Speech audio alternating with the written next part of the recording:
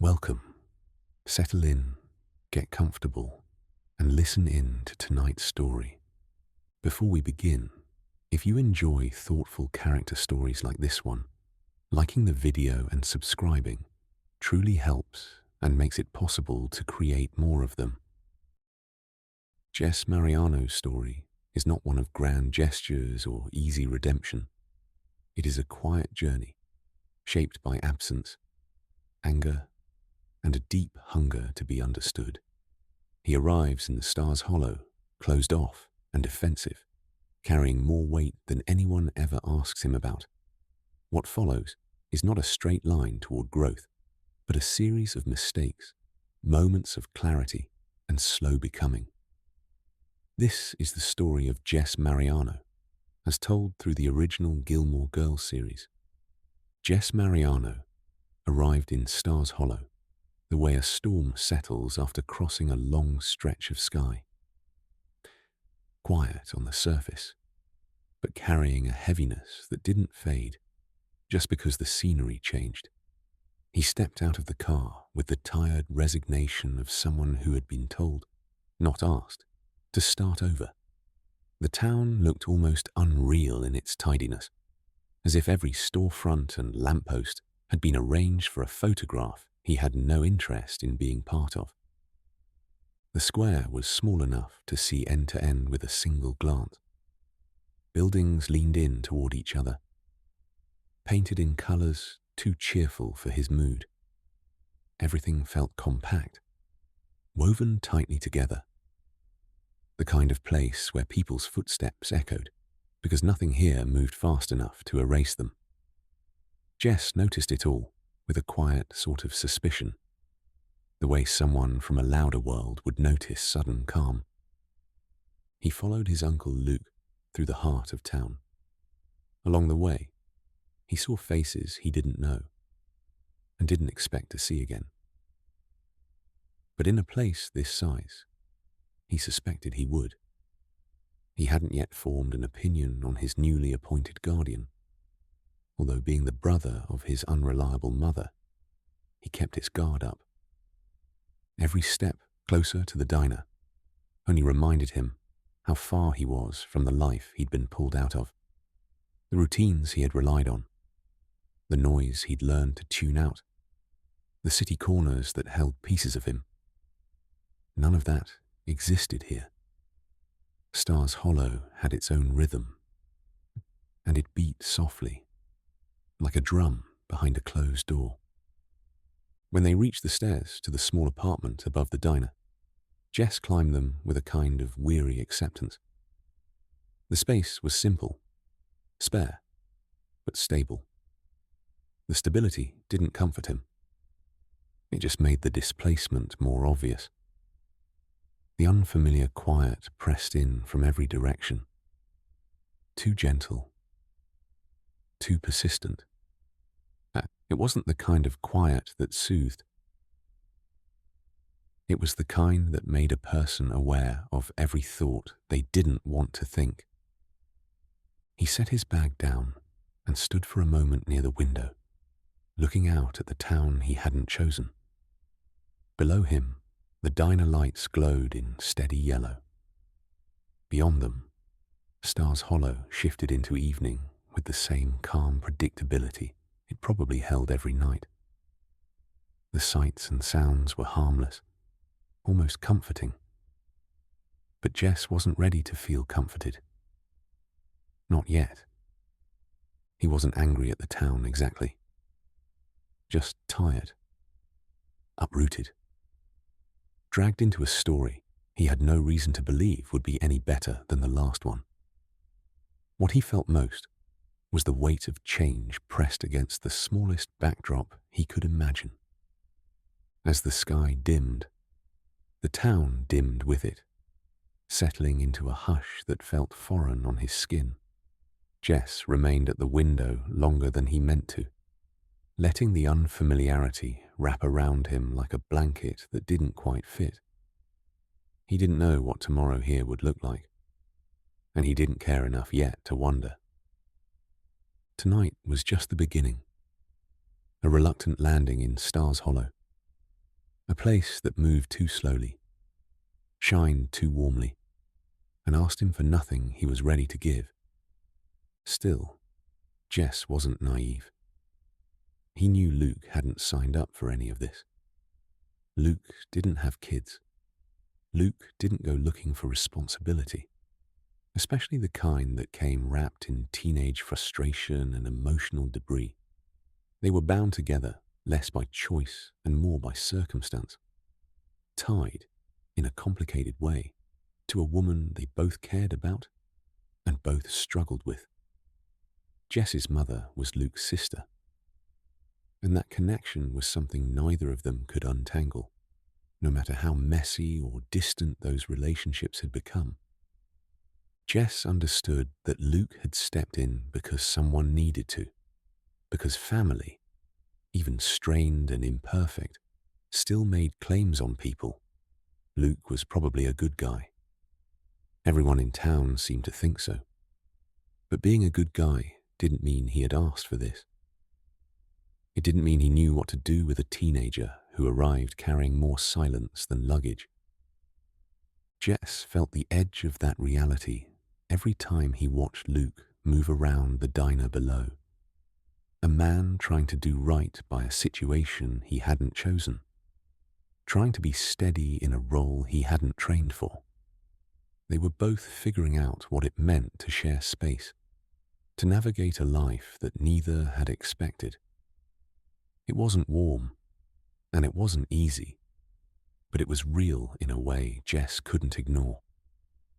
Jess's first impressions of Luke were shaped less by words and more by presence. Luke was steady in a way that made Jess uneasy, steady enough to notice when someone else wasn't. He carried himself with a quiet decisiveness, moving around the diner with the kind of confidence that comes from building a life with your own hands and keeping it running every single day. Jess wasn't used to that kind of reliability. It felt foreign and almost suspicious. From the apartment doorway, he could hear the rhythm of Luke working below. The scrape of dishes, the thud of a refrigerator door, the low shuffle of someone who had a routine and followed it without complaint. Jess didn't know people like that. Consistency wasn't something he had grown up trusting. He watched Luke sometimes from the top of the stairs, just long enough to understand the patterns. Luke kept things simple. Simple clothes, simple habits, simple expectations. Jess understood simplicity in theory, but in practice, it felt like another world entirely. People who lived straightforward lives always seemed to assume the world would cooperate with them. Jess had never had that luxury. Still, there was something grounding about Luke's presence. Not comforting. Jess wouldn't have used that word even in his own mind. But grounding in the way a heavy object keeps a table from tipping. Luke wasn't gentle, but he wasn't volatile either. He seemed like the kind of person who stayed where he said he'd be, who meant the things he said, who didn't disappear when life got inconvenient. That alone made Jess wary. People who stayed were rare. At the same time, a small, reluctant part of him registered that Luke's steadiness wasn't a performance. Luke didn't hover, didn't demand, didn't push. He simply existed in that diner, like a solid piece of the town itself. If he noticed Jess's discomfort, he didn't make a show of it. And that restraint, unusual for most adults Jess had known, was something Jess wasn't sure how to interpret. From the upstairs window, Jess could see the glow of the diner's sign reflecting off the street. Every night, the light stayed on reliably until closing time. Every morning, it flicked back on at the exact same hour. The routine never wavered. It was a small thing, but it told Jess more about Luke than any introduction could have. Jess would come to learn more about Luke in the small, accumulating ways that matter. Not from long conversations or heartfelt explanations. Those weren't things either of them specialized in, but from the circumstances they fell into together. One of the first was a welcoming dinner at the Gilmore house, arranged with the kind of enthusiasm that felt foreign to Jess. Lorelei had insisted on hosting, though she wasn't the one cooking. That responsibility fell, as it usually did, to Suki, whose meals had a reputation that reached people even outside this town. It was meant to be warm, friendly, a gesture to make Jess feel included. To him, it felt like being dropped into the center of a world that was too bright, too open, too ready with smiles he wasn't prepared to return. The house was lively in a way he didn't know how to process. There was color, sound, movement. People who cared too quickly and welcomed too easily. Jess wasn't rude. He simply kept himself guarded, responding in the bare minimum ways that didn't draw attention. Still, the longer he stood inside that house, the heavier the atmosphere felt. The niceness of it all, the comfort, the domestic warmth. It pressed in on him, overwhelming in its unfamiliarity. He had never learned how to relax in spaces like this, and the idea of settling into it felt impossible. So he looked for an exit. He eased away from the introductions, the clatter from the kitchen, the friendly invitations to sit. The house wasn't large, but Jess knew how to navigate spaces quietly. He drifted to the edges of rooms, toward doorways, toward any place that offered distance. He wasn't angry. There was no resentment, just an instinctive pull toward open air, where he could breathe without feeling observed. And then he ran into Rory. She appeared in the hallway, with the unhurried calm of someone who didn't need to fill silence to be comfortable. Sweet, pretty, and surrounded by books. Of course she would be. The sight of her shifted something in him almost immediately, in that quiet, reluctant way that surprises a person before they can guard against it. His interest in the evening, which had been somewhere deep in the negative numbers, rose, slowly but undeniably, into the single digits. There was something steady about her presence, something familiar in the way she carried her curiosity. Jess watched her for a moment longer than he meant to, noticing the softness in her expression, the ease with which she accepted the world around her. He didn't understand people like that. Not yet.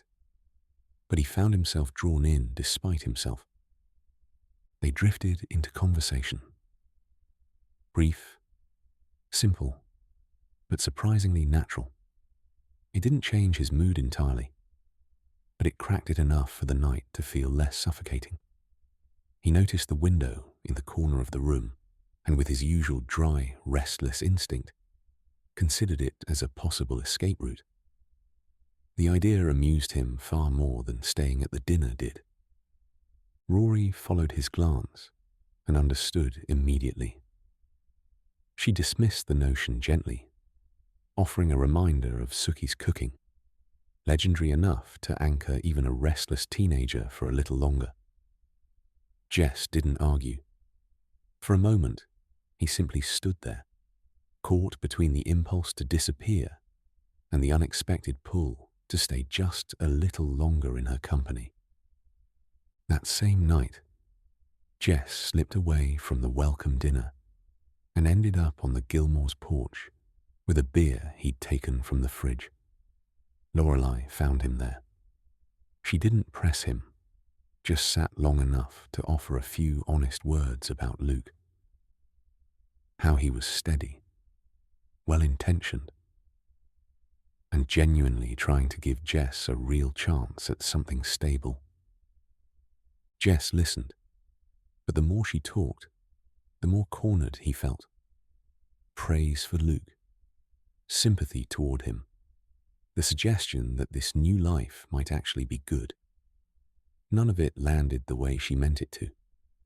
Jess wasn't used to adults stepping into his world with warmth. It felt intrusive, overly confident, too familiar, too fast.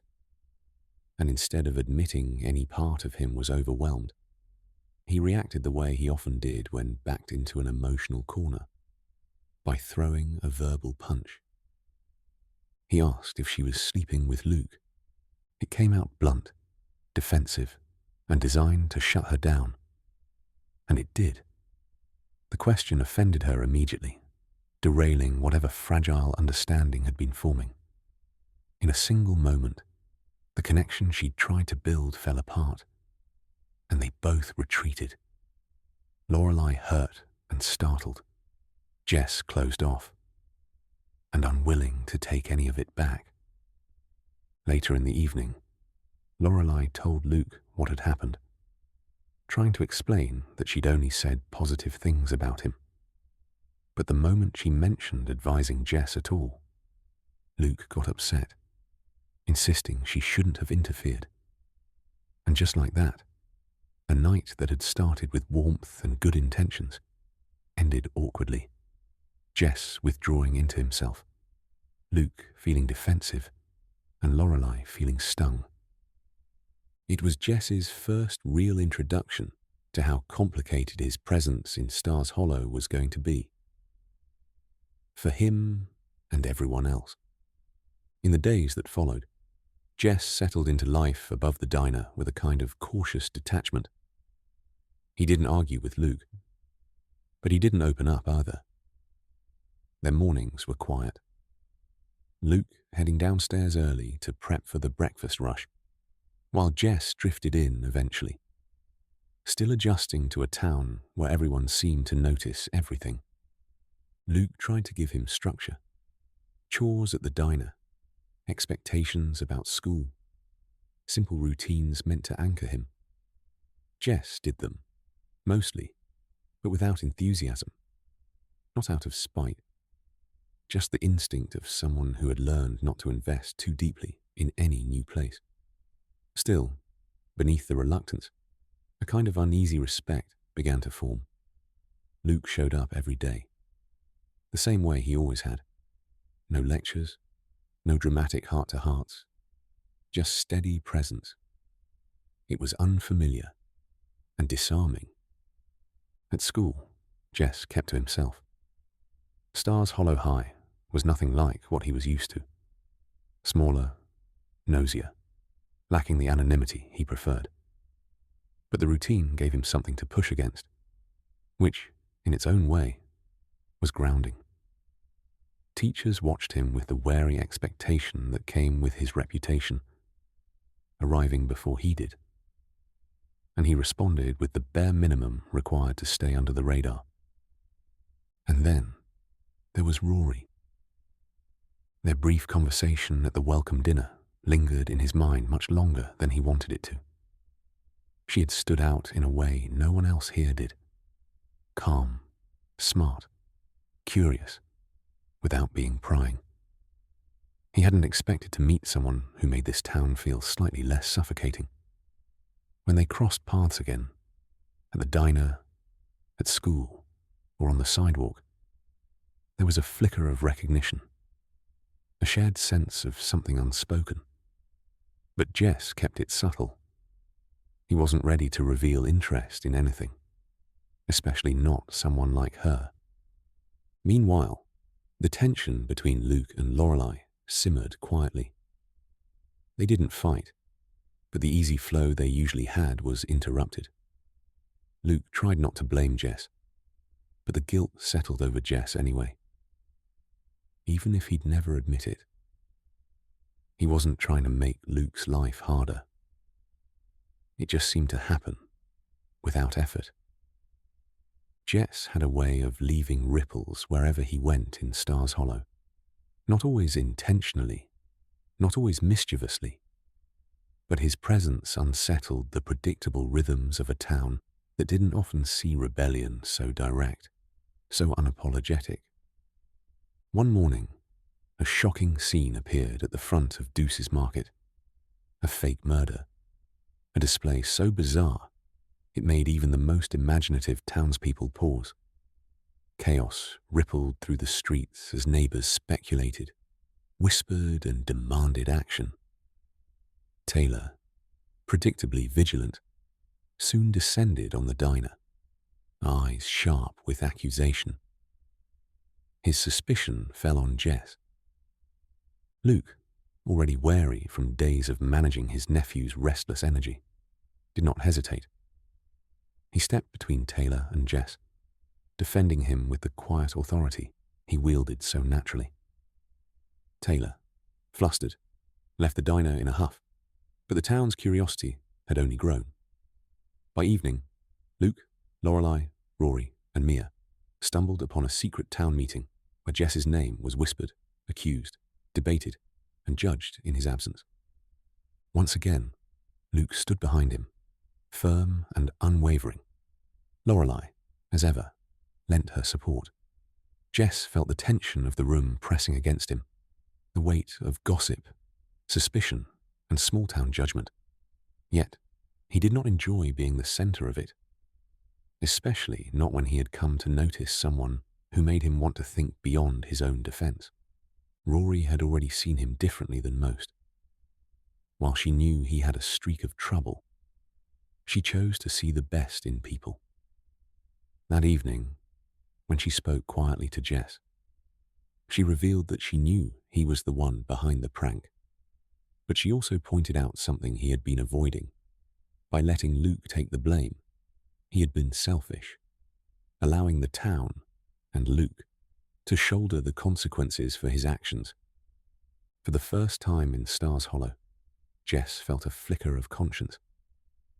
Not for the town's sake, not because anyone demanded it, but because he wanted Rory to see the man he could be, the one who might be capable of more than disruption. He didn't want to lose her respect. And though she had a boyfriend, Dean, steady and attentive, Jess's thoughts about her quietly, stubbornly, tugged him toward change. It was a strange motivation. Strange even to him.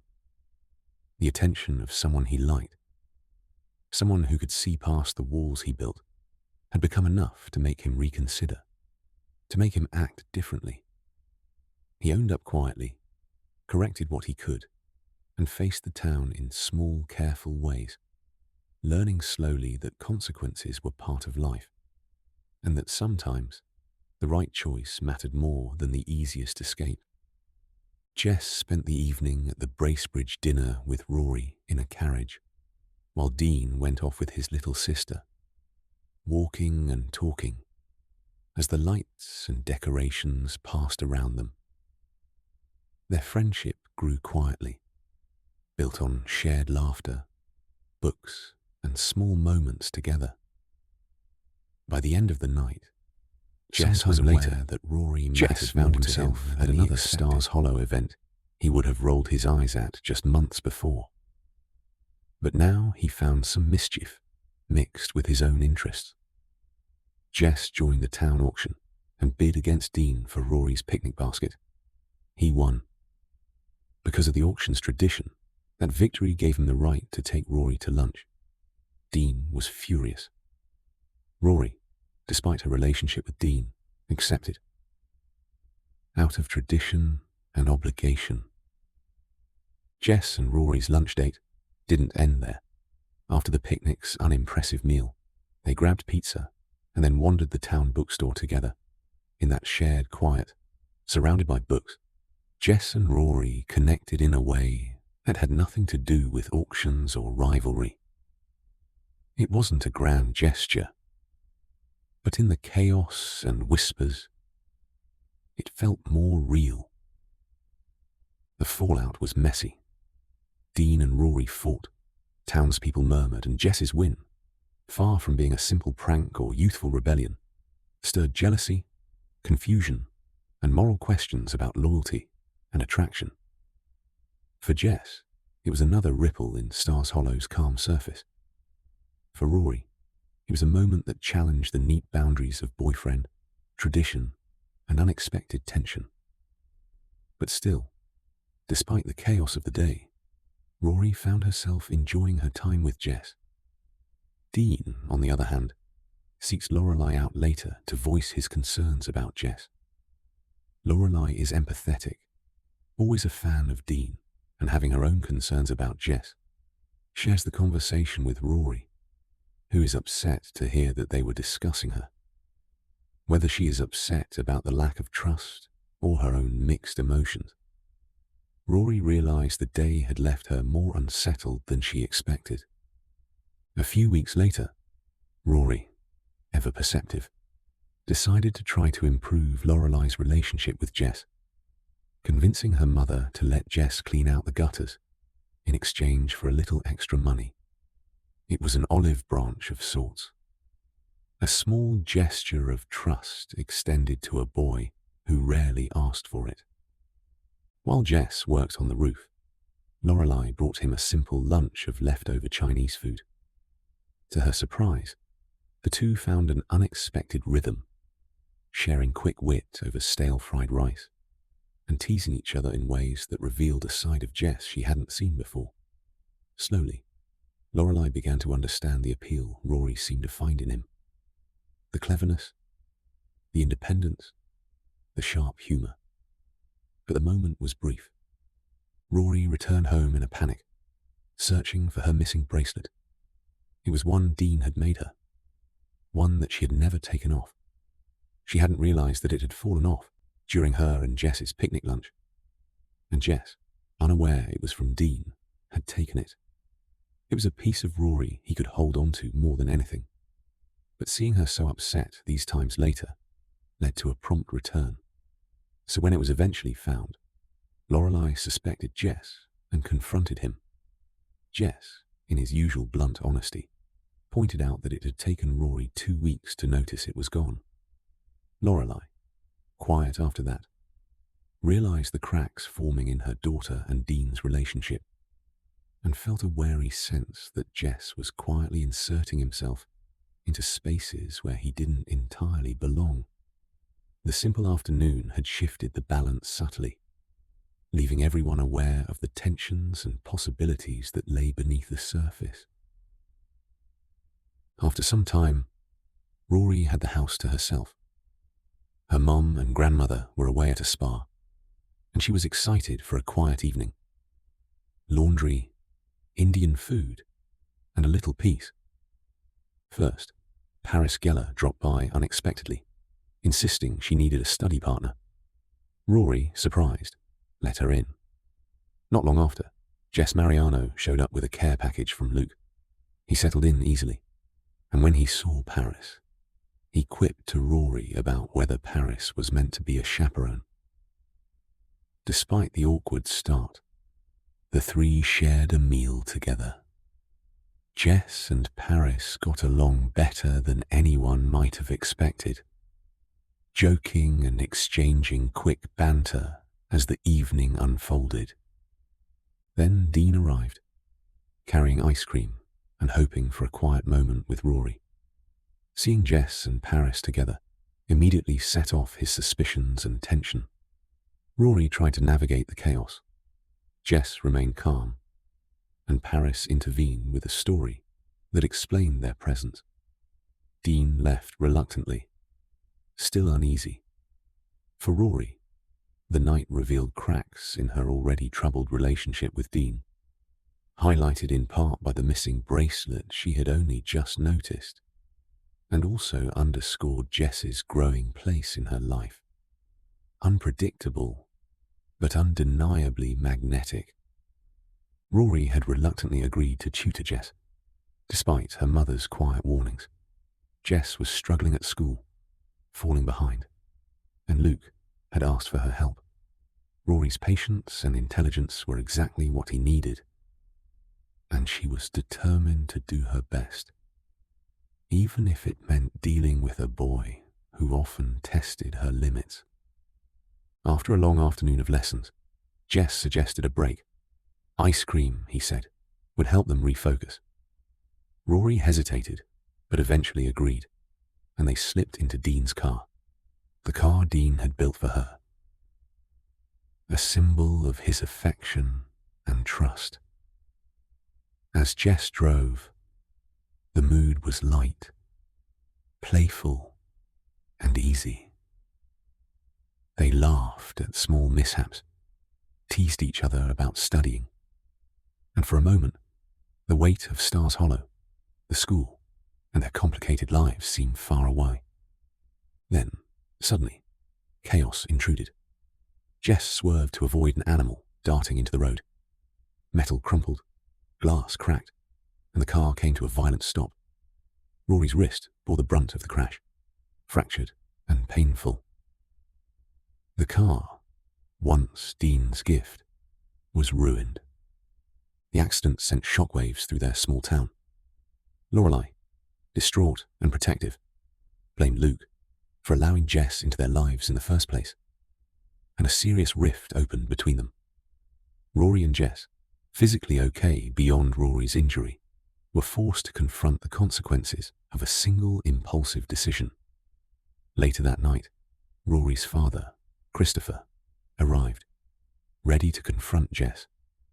But he had already left Stars Hollow, retreating to New York, leaving behind a mixture of fear, frustration, and unresolved tension. In that single night, the fragile rhythms of Rory's life shifted. Dean's quiet expectations were challenged. Rory's trust wavered, and Jess, already a figure of fascination and frustration, became a central presence in the complicated web of relationships around her. Stars Hollow, as always, was never quite the same after a storm like this. With Jess back in New York, life in Stars Hollow moves on. Rory, the town's sweetheart, walks around with the reminder of Jess in the form of the cast on her wrist. This leads to many conversations from the townspeople, all who lead back to blaming Jess for the accident. Rory, defensive, is insistent that it was an accident, but the town, her mother, and Dean had already made their minds up. Dean seems more at ease without Jess's presence. But this doesn't mean his relationship with Rory is back to how it was. In fact, his girlfriend may now be more impulsive than ever. Rory, in her Chilton uniform and backpack on, waits at the bus stop before making a decision. She ditches school and heads straight to the city. No real plan in mind, only a person. And she finds him. Jess is sitting on a park bench, reading a book. She utters a simple greeting, and he puts his book down. Smiling at the sight of her, he greets her back, and the two pick up right where they left off. Without fanfare, they fell into the kind of easy rhythm that sometimes only happens far from home.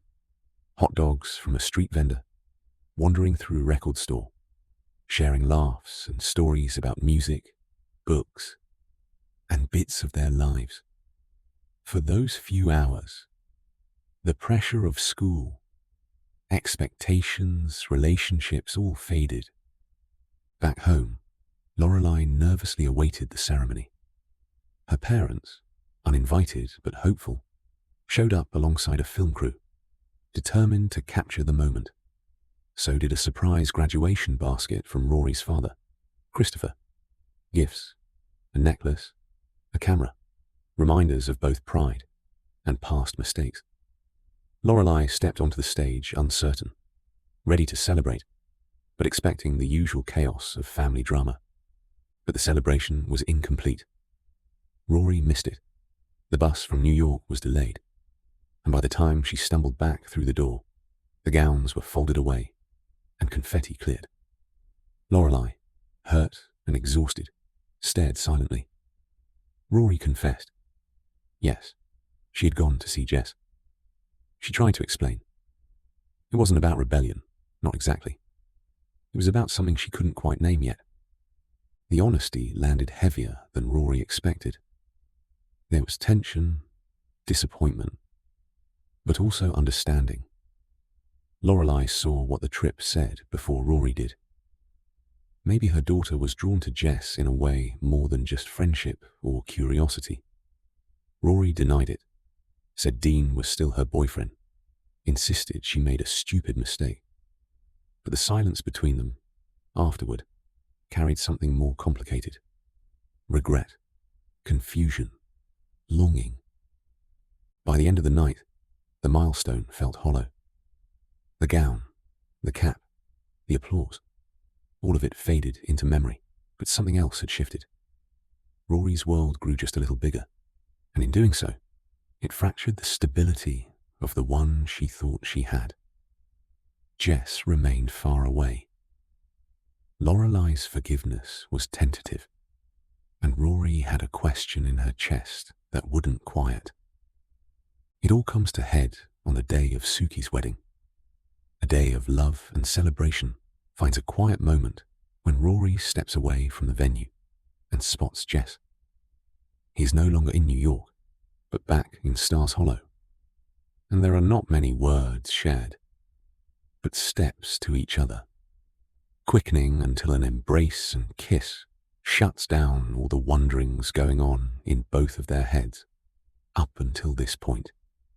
What was said and done directly after, we do not know, because the next time we see them, Rory is away in Washington, D.C., and Jess is getting back to his routine in Stars Hollow. It was best for Rory to be away at this time. She had kept her actions at Suki's wedding a secret, still with Dean and her mother assuming the tensions of Jess's introduction have died down. Still, when Paris, who is also in D.C. with Rory, is getting ready for her first date, Rory gives her the advice about finding someone who is compatible with them. She tells her that having the same interests is important, but not too much, since that can be boring. She adds that there is excitement in unpredictability, the idea that you don't know what the next person will do all the time. But then she catches herself. It's clear that the person she is describing is more Jess than Dean, and she still has unresolved feelings about them both. The next day, Rory goes home. Lorelei picks her up, and the close pair have a happy reunion. In the bustle of grabbing bags and going through all the airport paraphernalia Lorelei bought while waiting for her daughter, she tells Rory that she told her grandparents she is still in D.C. This way, Rory can have some time with Dean. Rory is noticeably less excited about this prospect. Back at the house, it's early enough in the day for them to go to for the Stars Hollow Summer Festival. Rory is adamant about changing her clothes and freshening up, a subtle point that she is expecting to run into Jess. And see him she does. Jess is up against a tree in Town Square with a pretty blonde girl. Rory is still, staring at them. Lorelei sees and tells her daughter it's a good thing she didn't ever leave Dean for Jess. Rory's arms are crossed, feeling no comfort from her mother's words. Lorelei continues, saying she knew that Rory might have had a little crush. And Rory walks away, upset about the dismissiveness of it all, because for her it was real. They kissed. And that's what she tells her mother. Lorelei is surprised, used to there being no secrets between the two of them. Rory continues with how upset she was, how she thought Jess moved back to Stars Hollow for her, and to see him now with someone stings. But Lorelei sees the flaws with this. Already not a fan of Jess, she tells Rory that none of this is fair to Dean. The two go back and forth before they are interrupted by the man himself. Dean comes forward in his tall, sweet manner.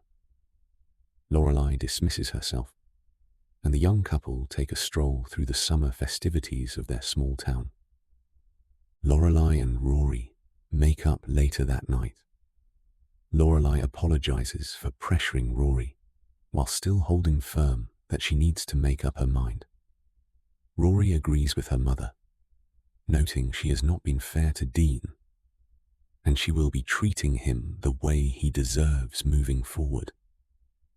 Rory seems determined, although Lorelai is still skeptical about where her daughter's heart truly lies. It is a Dosie's market. She has an unavoidable face-off with Jess. He asks her how she's been. Her answers are short, hurt. Jess notices. The back and forth is quick, but Jess does not let Rory sulk. He asks if she ever tried to reach out to him in the summer after their kiss. Perhaps she sent a letter, and it got lost. Or she had the wrong number when she tried to call. But no, and no. She never tried. She never reached out. And when she came back to Stars Hollow, she picked right back up with Dean. She looks up at Jess now. He steps back, accepting. He tells her he wasn't going to wait around for her. So this is where they stand now. There is more clarity for them both, at least in the way they have finally had a face-to-face. The lingering feelings are apparent, but unspoken. All that lays in front of them is the reality of the situation. It's when a new neighbor moves in that another moment, this one softer, comes for Rory and Jess. The man is eccentric, labeling his new Stars Hollow home the Oasis. Lorelai reluctantly agrees to help him water his lawn while he is out of town for a trip, though has to rely on Rory one day while she is caught up in something else. The neighbor had praised his lawn like one would praise their own child, so the Gilmore Girls felt some pressure.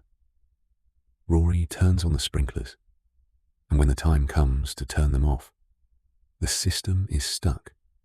She becomes a bit frantic, hating to disappoint others, and pages Dean. He doesn't answer, so she runs towards the town square for assistance. Jess sees her, soaking wet and still in her Chiltern uniform. She frantically explains the situation, and without another word, he begins walking with purpose towards the lawn. She's calling out to him, telling him he doesn't have to, but he ignores her protests. Through the rain of sprinklers, he's able to turn them off, and the two are quiet. A few words are exchanged, checking on each other's well-being, which is good for them both. And then shy eyes and hesitant smiles pull at both their faces. It is a sweet moment, interrupted by the ring of Rory's pager. It's Dean. He just got Rory's message. He can help now. Jess nods, and without another word, turns the sprinklers back on and walks off. Stars Hollow is known for its quirky festivities, and the 24-hour dance marathon is no exception. Lorelai is able to rope Rory into being her reluctant partner, while Dean agrees to attend to help the girls as needed. The dancing begins at the crack of dawn. Rory half asleep and Lorelai hyped up on caffeine. The two move amongst the other patrons, though Rory becomes irritated at the sight of Jess and his girlfriend. He hates town events. Why is he here? At one point, many hours in, Lorelai's high heel breaks. She is distraught, although Rory tells her that if she leaves, Rory will fall to the floor, exhausted. Lorelai waves Dean over to support Rory, while she runs off in search of glue. Rory leans against her boyfriend and soon shares her agitation about Jess's attendance. Why is he here? Why does he have to just sit there, staring at her? But Dean has had enough of it. He has felt Rory drifting away, having this kind of attitude towards Jess. He's been a good boyfriend to her, but he can't continue to do so when she makes her feelings of attraction towards someone else so obvious. He steps away from Rory. In a raised voice, he tells her that everyone can see it. Everyone can see that she has feelings for someone else, and he can't be the guy in the middle of it. Rory tries to protest, but Dean doesn't listen. He walks away, leaving Rory on the dance floor with Jess and his girlfriend on the bleachers to bear witness to it all. Rory can do nothing but leave. She sits on the dock at a nearby pond. Jess goes to her. She's crying, but he can only stand over her. He tells her that Dean is a jerk for yelling at her in that way, in front of everyone. Rory sniffles. She says no, Dean isn't. He was right about everything regarding her and Jess. Jess is quiet. Rory looks up at him. Then she tosses her hands in the air. Well, if he wasn't right about everything, he was at least right about her. But Jess nods at this. He was right. He agrees. This makes Rory's shoulders drop. Relief, perhaps. Jess double-checks, though. Are Rory and Dean really broken up? She confirms, and he tells her he needs to go take care of something. He walks off, likely to break up with his girlfriend. Rory wanders back onto the dance floor, searching for Lorelei, and when she finds her, the tears come. Time continues, and Rory and Jess find their footing in the new relationship. They even spend Thanksgiving together, one of 4 dinners Lorelei and Rory attend that holiday. It's at Luke's, of course, and Jess and Rory greet each other with a small peck. Lorelei notes the politeness of the kiss, though Rory argues that it is awkward to be openly affectionate with a new boyfriend, especially in their small town. But adjust she must, and Rory also must do so with her grandmother. Emily has found out that Rory has a new boyfriend and asks for Jess to attend the next Friday night dinner. Rory tries to make excuses first, understanding that Jess's rugged ways mixed with the prim and proper Emily Gilmore is not ideal. But in the end, Emily gets her way. Jess agrees to dinner without protest. He is aware that Rory's world is different, but he is earnest in the relationship. He will come, but his earnestness can only go so far. Lorelei went out of town with her current boyfriend Alex, leaving the young couple to fend for themselves. Rory arrives at the house first, and Jess comes much later, so he stands at the doorway, late for dinner, and a black eye. Rory immediately questions him about it, but he is moody and vague with his answers. Rory guesses that he got into a fight with Dean, but Jess, annoyed, disregards the assumption. Surprisingly so, Emily is in good spirits throughout the dinner. She asks Jess questions, remaining pleasant with his short, uninterested answers. But despite her pleasant demeanour, the dinner still ends on a sour note, with Jess leaving Rory to stay the night at her grandmother's. Lorelei calls in the morning to check how the evening went, which is where Rory gives the summary, especially the parts where Emily showed kindness, where she would be right not to.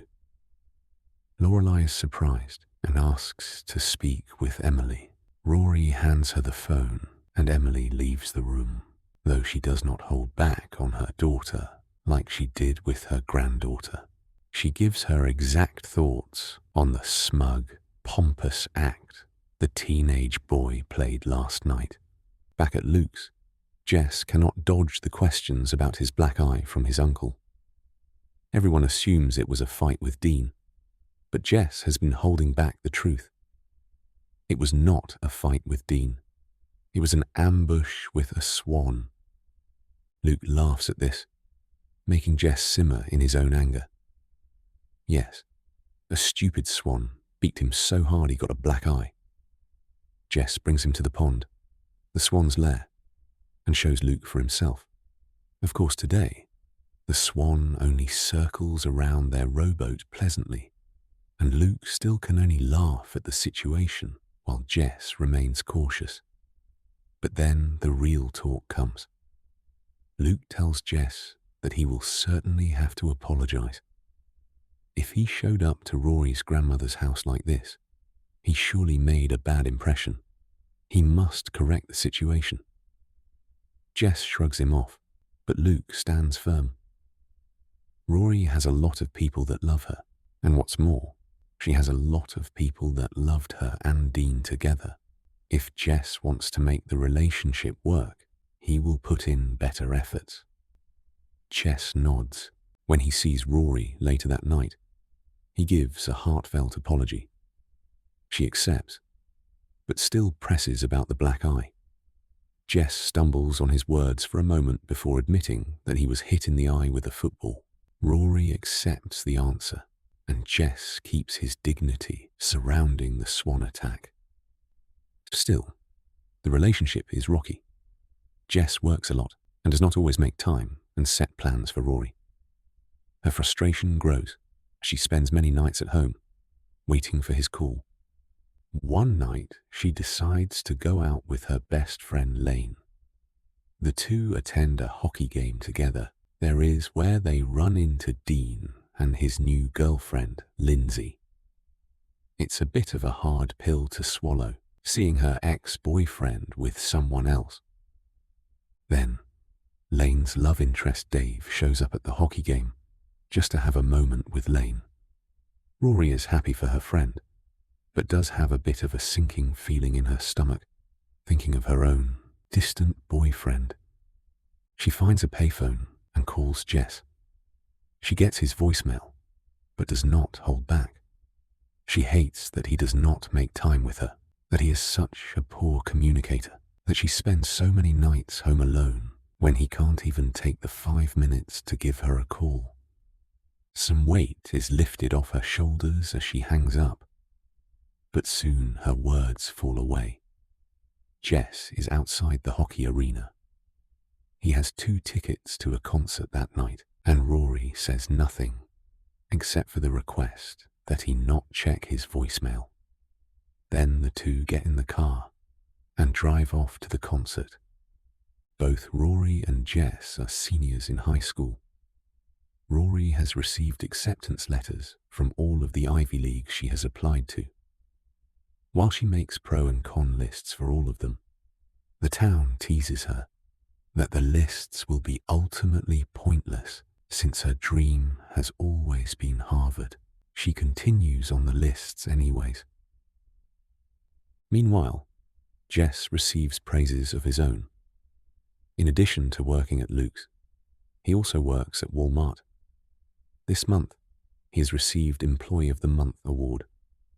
Luke finds out about it and attends a humble meeting Walmart has set up. He teases his nephew a bit, but genuinely is proud of him. That is, until Luke gets to talking with his manager. The manager is telling Luke what a great job his nephew does, but then adds in that he even puts in overtime occasionally. This stops Luke. That would mean Jess is working full-time. The manager adds, maybe he's mixing Jess up with someone else, but Luke can't let the comment go. The next morning, he watches as Jess leaves for school. The front doors can be seen from Luke's diner, and he seems pleased as Jess heads right for them.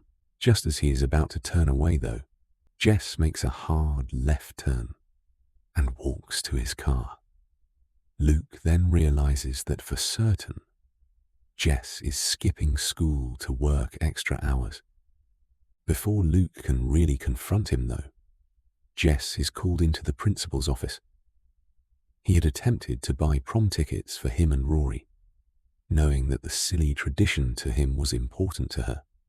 But instead, he was told he cannot. And instead, he must speak with the principal. It is in this meeting that Jess is told that with the amount of classes he has skipped, he cannot graduate high school.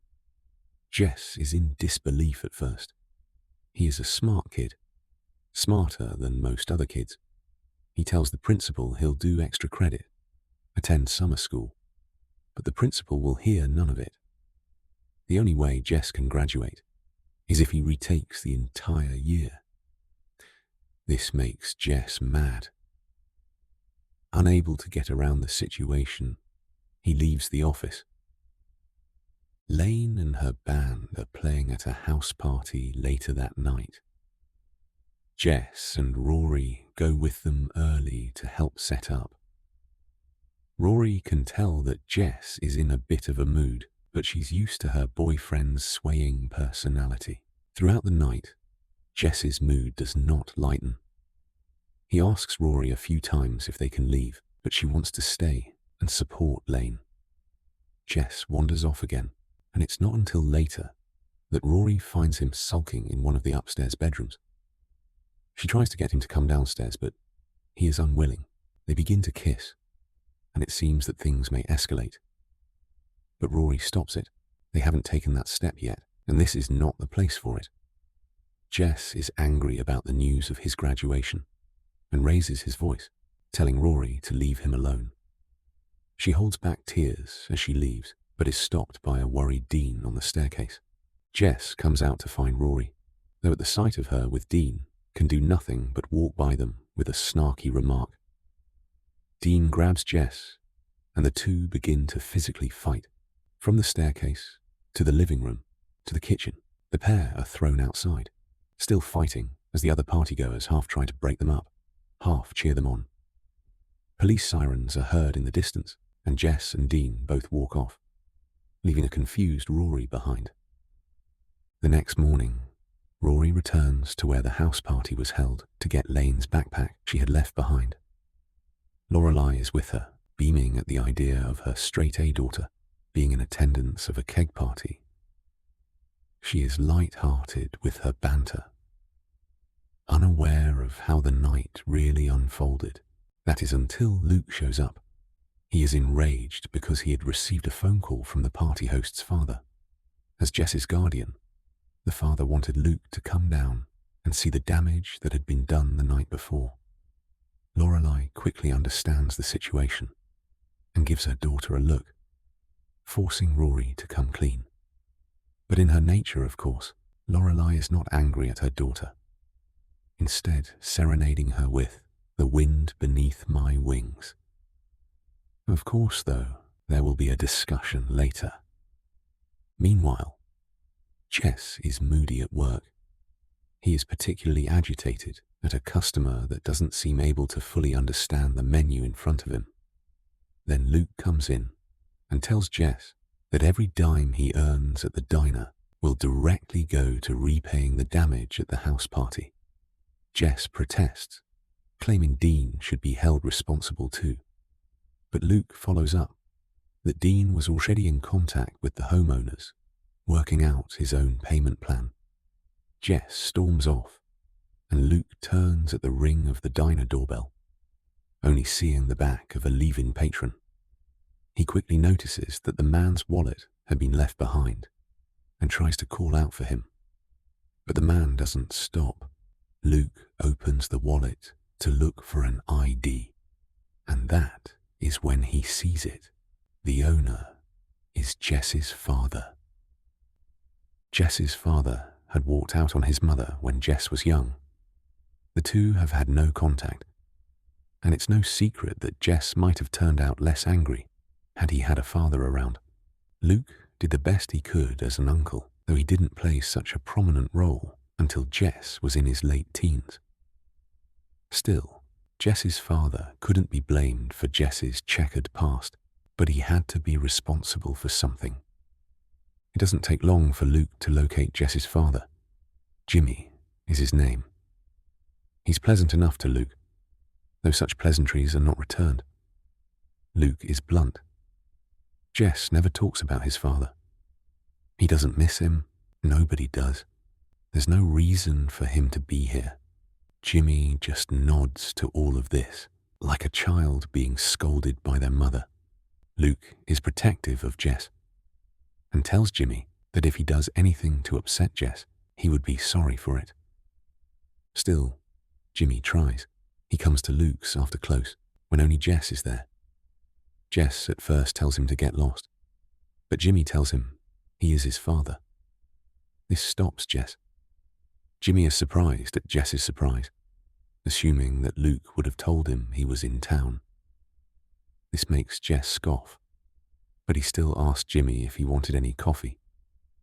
Jimmy says yes, and the two take a seat, quietly listening to the music Jess had been playing.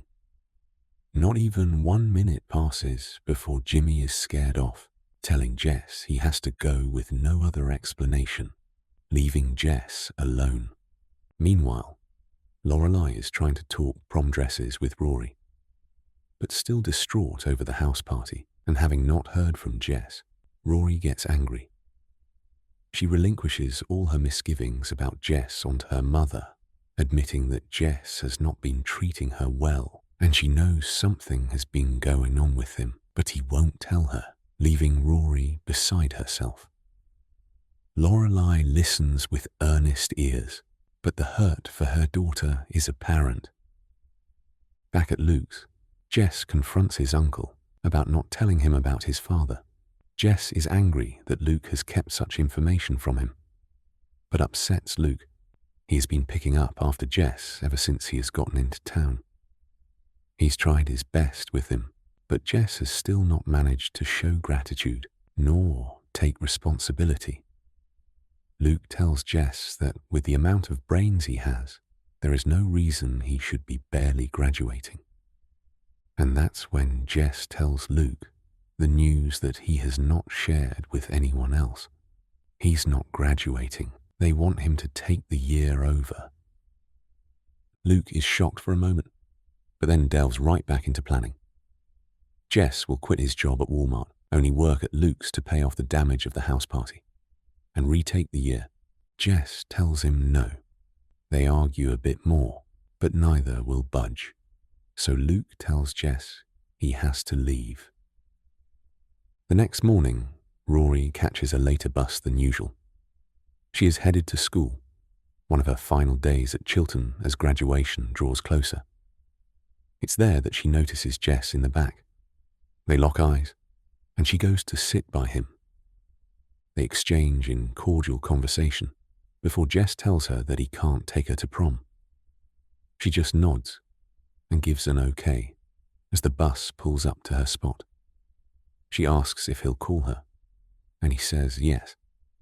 She gets off with an uncertain wave, and after she's out of sight, Jess moves to bring his luggage into view. Wherever he is going for a while. It turns out Jess is going to California. Cast out of Luke's and burnt out on his mother, he turns to the only person he sees he has left in the world. He's gotten a hold of Jimmy's address and heads straight there. He stops at the fence of a colourful, 2-story house and calls out a hello. He is then greeted by various large barking dogs. He's caught off guard and staggers back, calling out a few more slightly frantic hellos when a woman appears on the roof. She asks what he wants, and Jess replies, he's here to see Jimmy. But apparently that answer isn't good enough, because she presses Jess for a better answer. Then Jess plainly replies that he is his son. The woman is surprised but tells Jess to come inside. She gives him a tour of the house while carefully asking questions about Jimmy's visit to Jess, which is growingly apparent she had known nothing about. They talk a bit more, and she seems to be a kind woman, just caught off guard. She takes Jess to the hot dog stand Jimmy owns on the beach. When they get there, it's clear Jimmy had no expectations of Jess returning the favor of visiting him. Sasha, Jimmy's girlfriend, dismisses herself quickly, leaving the two on their own.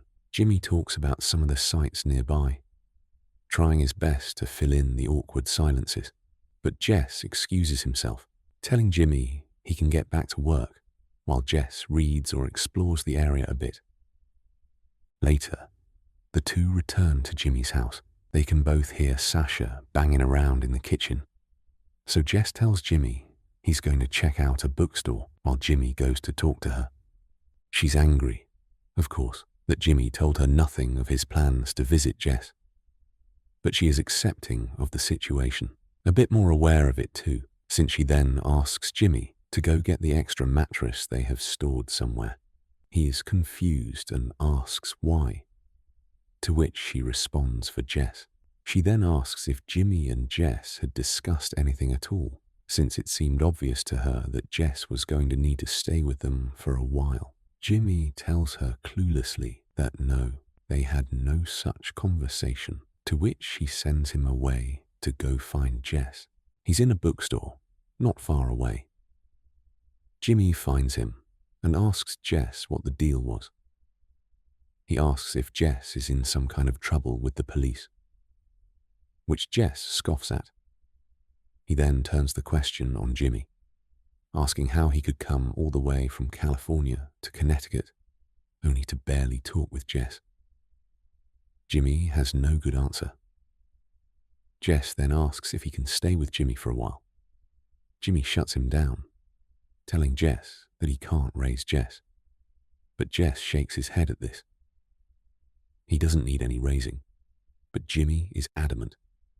He has nothing worthy to offer Jess. But this sets Jess off. Jess has nothing. He can't go back to New York or Stars Hollow. He's not graduating high school, and he has no idea what he'll do with his life. Jimmy sighs, and it's heavy. This is his son. He never thought Jess would do well with him, but it seems clear that Jess has not done so well without him either. He tells Jess he will talk to Sasha, and they will figure it out. So this is where Jess stays for an unspecified amount of time. Jimmy was not a role model in the traditional sense, but the environment was safe, the people were kind, and Jess was able to start somewhere new. It is all many people can hope for. Back in Stars Hollow, Rory has accepted her enrollment at Yale. She is valedictorian at Chilton, and despite the heartbreak of her boyfriend seemingly having vanished off the face of the earth, the coming days do look promising for her, even if she is getting a suspicious amount of phone calls, with only silence on the other end. It's been a few weeks of this, and it becomes increasingly likely it is Jess on the other end. The final call comes on her graduation day. The ceremony has completed, and the day is bright, but she still finds a moment away from her celebrating family to take the call. And this time, she has something to say. She answers with the usual hello, then says that she thinks Jess is on the other end. She gives him room to speak, but when he doesn't, she says that she'll say all she needs to. She tells him he could have told her what was going on with him about graduation and his dad, and the way he handled it all was very wrong. She can't wait around for him. She won't, but she thinks she might have loved him.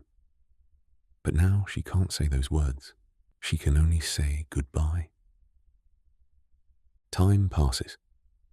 Rory and Lorelei head off to backpack around Europe, and when they return, Rory begins her move to Yale. She does well there, and comes back to Stars Hollow, often since the commute is fairly near. And of course she gets a Chilton reunion when she is surprised with Paris as one of her roommates. For Jess, the audience is left a bit in the dark. It can be assumed he did fairly well in California, getting his bearings together while staying with his father. But he was always restless and eventually made his way back to Stars Hollow to get his car that Luke had stored away. Jess's arrival back into Stars Hollow would not be described as a welcome reunion. Jess comes back onto our screens shortly after the introduction of his mother, Liz. Liz has been known to be a wayward spirit, though she is bright, charismatic, and likable. She serves as a polar opposite to her brother Luke, though they get along well. Tension comes, though, when it's revealed that Liz was the one to call Jess and tell him about his car. Luke had went to check on it and found that it was missing. He called it into the police station, which the police later found the car broken down on the highway with Jess inside. The cops bring both Jess and the car back to Luke's. The police leave, chalking it up to a family matter, and Jess and Luke are alone. The last time they spoke, Luke had kicked him out, unable to get Jess on the right path. Jess is still that angry teenage boy, rattling off about the lack of care Luke had for his car, resulting in the requirement of many expensive repairs. It's winter now, and the night brings on a cold front. Luke was determined to not let Jess stay with him, and Jess was determined to not step foot back into Luke's, opting to sleep in the back seat of his undrivable car. While asleep, Lorelei and Rory walk by. They've just left a rather hectic Friday night dinner and have stopped for hot chocolate when they spot the familiar car and then the familiar young man asleep in the back of it. They are shocked at his reappearance and confused on why he is out in the cold. Rory is too overwhelmed by the situation and heads home while Lorelei goes in to talk to Luke. Luke is both frustrated and flustered, but Lorelei is able to bring some reason to the situation.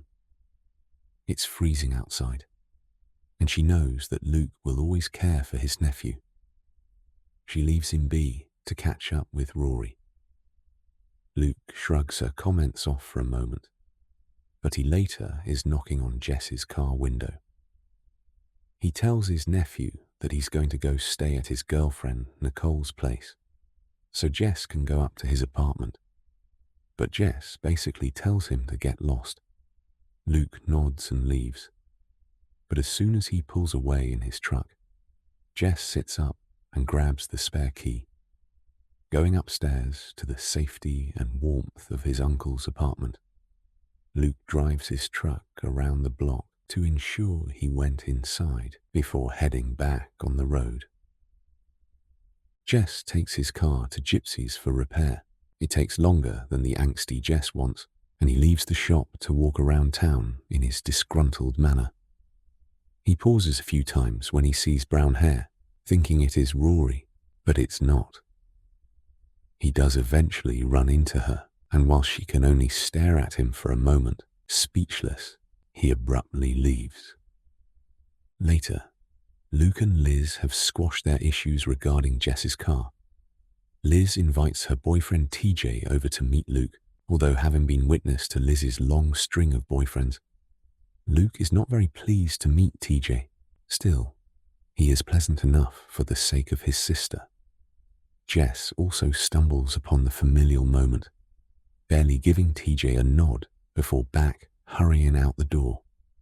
Luke catches Jess away from Liz and TJ then, telling him that the two of them must talk some sense into Liz. Luke is worried that his sister has hitched herself to another guy that will only use her and leave her heartbroken. But Jess cuts him off. He tells his uncle that he needs to stop trying to fix everything, that no one is asking for his help. Jess lashes out further, telling Luke that he only makes everything worse for the people he tries to help. He storms off, leaving Luke speechless. Luke winds up at Lorelei's to fix a broken window. Though when Lorelei finds him, she realizes he is drunk. He tells her what Jess says, and she tells him that Jess is an angry kid that just says hurtful things, though she's troubled with how hard his nephew hit a nerve. She later runs into Jess in town and tells him that he's wrong for saying all of those things to Luke, especially since his uncle was the only one that ever really looked out for him. Jess shrugs her off, convinced this conversation is a guise for Lorelei to finally tell Jess what she really thinks about him after leaving Rory in the way she did. But Lorelei fights this off. She tells him it has nothing to do with Rory, and she has no need to fight for her daughter against him, since Rory is completely over Jess. A shadow of something crosses Jess's face for a moment, but is quickly dismissed by his indifference towards Lorelei, and the two depart in a huff. That night is the Stars Hollow Winter Festival. Luke, Liz and TJ are all in attendance, along with Lorelei and Rory. The Gilmore Girls go their separate ways in search of food and drinks, while Jess gets the keys to his newly repaired car. He gets inside and pulls down the visor when an envelope drops from above. It's full of money, no doubt from Luke. Despite Jess's hurtful words earlier, his uncle continues to prove that he will always look out for his nephew.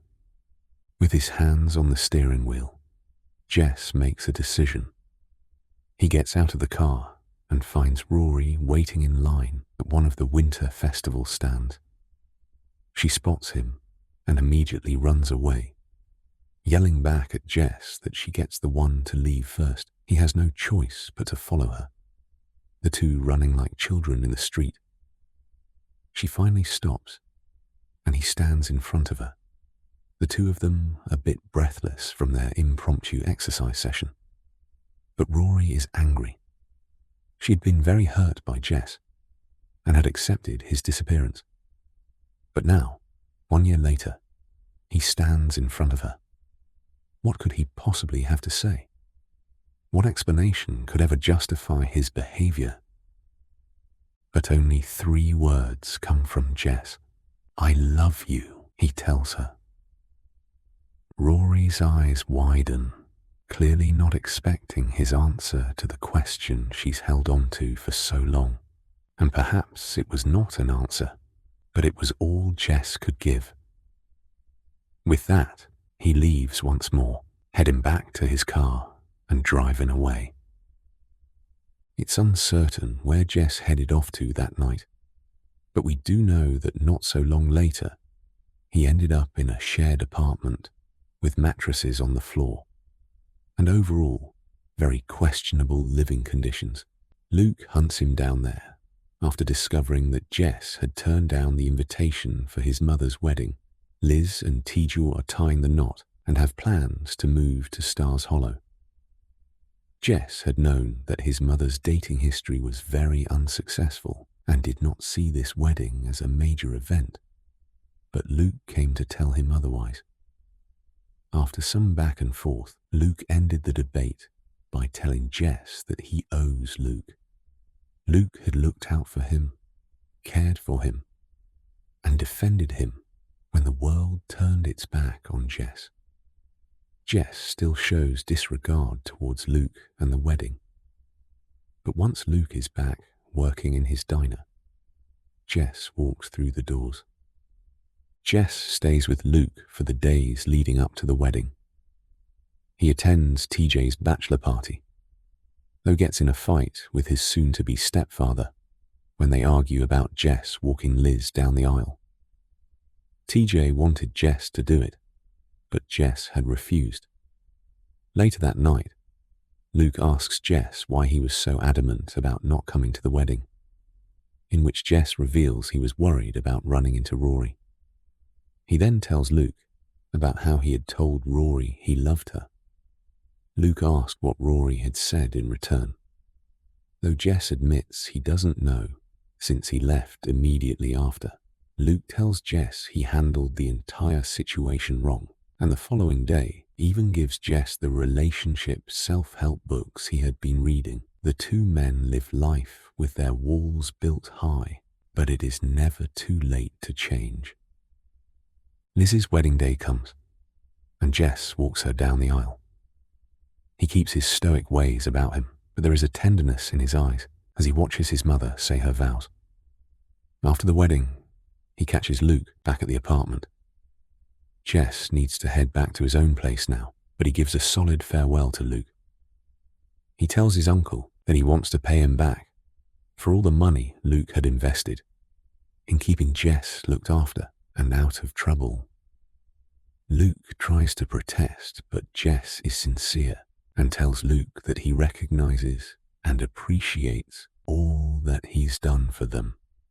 Jess leaves Stars Hollow on good terms with his family, and his chin lifts a little higher because of it. But Jess does not go straight to his own apartment. He makes a detour to Yale, where Rory is grabbing her last few things after completing her first year. But she is not alone. Backdoored into an impromptu setup by her grandmother, Rory had called Dean when the date turned drunk and obnoxious. He picked her up and was helping her with her items when Jess came to the door. Dean is married to Lindsay at this time, though it is clear he has never quite gotten over Rory. At the sight of Jess, Rory tells Dean to leave. Dean doesn't want to, but she insists. And now it is Rory and Jess, and all that could have been standing in her empty dorm room. Jess confesses all his feelings, that he loves Rory, that he never stopped thinking about her, that he wants her to come with him, move away, move to New York, move anywhere that they could be together. Rory is shaking her head through it all, forever confused by the boy who left her. But Jess tells her to only say no if she truly doesn't want to be with him. She says no. Jess takes a step back, then another. There is hurt in both of their eyes. Jess's plan was reckless, unpredictable, and Rory knew that. Jess would let the rejection overtake him first, but in due time, he would also realize that what he was asking of her could never work. He turns his back and leaves, and it seems the door on Rory and Jess has shut. But you know what they say. When one door closes, another one opens, even if it is many years later. 2 years later, circumstances have changed. Rory has taken some time off from Yale, a decision that Lorelei could not come to terms with. This led to a fallout, resulting in Rory living with her grandparents. She had her independence staying in their pool house and had a boyfriend that the family approved of, Logan Huntsberger. Son of a newspaper tycoon, he was the first boyfriend Rory had that was not intimidated by her Ivy League world. He had graduated from Yale the year before and now got a kick out of Rory not attending school, as she had always truly enjoyed and taken pride in her education. But things become rocky for Rory. Her grandfather, Richard, grows increasingly concerned about his granddaughter. She has joined her grandmother in the DAR, hosting fundraisers and organizing events. Richard had wanted more for his granddaughter. Meanwhile, Emily has become overbearing. She begins to micromanage Rory with her DAR events and keeps a close eye on her at the house. She even moves Rory out of the pool house and into a bedroom right next to their own. So Rory's life is very different. And at first she had welcomed it, thinking that taking a break from academia might be just the thing she needed. But now it is wearing on her, especially so after a night of herding her drunken boyfriend and his friends into the car so she could drive them home.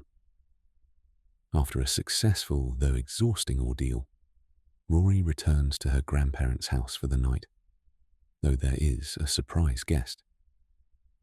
Jess Mariano steps out from the shadows near the gate.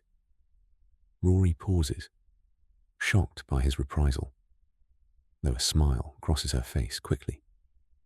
Jess looks good now, less hardened despite the time that has passed for both of them. He tells her that Luke told him where to find her, though he wasn't sure if it would be okay. Rory is quick to reassure that it is no problem. She invites him in, and they head up to her room. Rory embarrassed and apologizing for her grandmother's outlandish taste in interior design. But Jess doesn't mind. He's just happy to see her. He is curious, though, as to why Rory doesn't live on campus. And that's when she tells him. She's taking time off. This makes Jess quiet. Time off. He can only nod. She quickly changed the subject, asking Jess what he's been doing, where he lives and what not. He lives in Philadelphia now, working at a small publishing company. He then reaches into his bag and pulls out a book, handing it to Rory. She smiles and accepts it, knowing Jess was probably the only other person that enjoyed reading as much as her. Then she checks the author. The book was written by Jess Mariano. Rory's head snaps up. Jess wrote a book. She is nearly bursting with excitement and pride, while Jess tells her it's not a huge deal, though he is smiling. She congratulates him, and he tells her sincerely that he could not have done it without her. It's a very sweet, very meaningful moment to them both, that they could be apart for so long and know their turbulent history, yet still celebrate achievements like these. It's getting late, so Jess begins to head off, though he asks to see Rory another time before he leaves town. They agree for the next night, and Jess departs. Jess comes by the next night. Rory comes out to meet him, though she does find him throwing pebbles at her bedroom window, nervous that he shouldn't ring the bell in case her grandparents were home. She laughs at this, and they discuss where to find dinner. And just as they are about to leave, Logan pulls into the driveway. He had been out of town for business, but came back early to meet Rory. His good intentions are immediately overshadowed, though, as Logan gets out of the car with a stone face at the sight of his girlfriend with another man. Rory tries to lighten the mood, introducing the two men, but both are stoic. Logan tells him he will join them for the outing, and Rory awkwardly goes along with it. Jess agrees with an unenthusiastic nod. At the restaurant, Logan and Rory sit on one side of the table, Jess on the other. Rory tries to bring them together a bit, sharing the news of Jess's published book to Logan, though Logan immediately downplays the success. Logan's jealousy then comes to the forefront, asking if they had dated in the past, which Rory says yes to. The evening is uncomfortable, and Logan, quite frankly, is blunt, brash, and rude. Jess can only take so much of it, having had an affinity to guys like Logan for his entire life. He leaves the restaurant, and Rory follows him. She apologizes profusely and makes excuses for Logan's behavior. But Jess is more concerned about Rory. He asks her, how could she be at her grandparents', fighting with her mother? And most of all, why did she drop out of Yale? He can sense something is going on with Rory, and it's only when he says it that she can really come to grips with what has been in the back of her mind. This kind of divergence she has made is not who she really is. But she doesn't say that all to Jess. She only sits with the words he has said. He tells her that perhaps another time, a better time, they can see each other again. Rory will always be special to Jess, but timing has never been their strong suit. She had watched him struggle for years, and now here he is, stable, mature, and a better version of himself. But Rory now is struggling and lost, unsure of her next move. But they are still both so young, and life has promise for them both individually and together. This is the story of Jess Mariano, based on the original Gilmore Girls series. We do know, though, that Jess and Rory return to each other once again in A Year in the Life. Though many years have passed, the chemistry remains. Jess Mariano was never just a chapter in Rory Gilmore's story. He was a mirror, a catalyst, and a constant reminder of who she once was and who she could still become. Their love was never about perfect timing or easy choices, but about growth that happened apart as much as together. When they meet again years later, it is not with regret, but with understanding. They see each other clearly now, not as who they needed to be, but as who they are. And maybe that is what makes their story endure. Not the promise of forever, but the certainty that some connections do not fade. They wait. They change. And when the moment is right, they find each other again. My hope for you is that you are now asleep. May tomorrow come easy for you, and the many days ahead Good night.